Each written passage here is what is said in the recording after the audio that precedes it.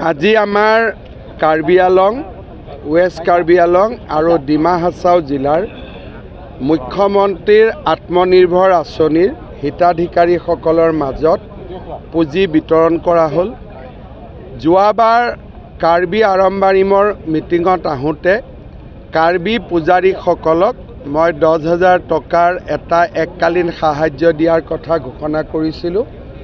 আজি প্ৰায় 8,000 পূজাৰীক আমি 10,000 টকাৰ এককালীন সহায় কৰিলোঁ আৰু যিটো মোৰ কমিটমেণ্ট আছিল, কমিটমেণ্টটো আমি ৰক্ষা কৰিলোঁ। আৰু CM ট্ৰিপলে আমাৰ অসমত 75,000 ল'ৰা ছোৱালীয়ে পাব। আজিৰ সৈতে আমি 50,000 ডিষ্ট্ৰিবিউশ্যন শেষ কৰিলোঁ।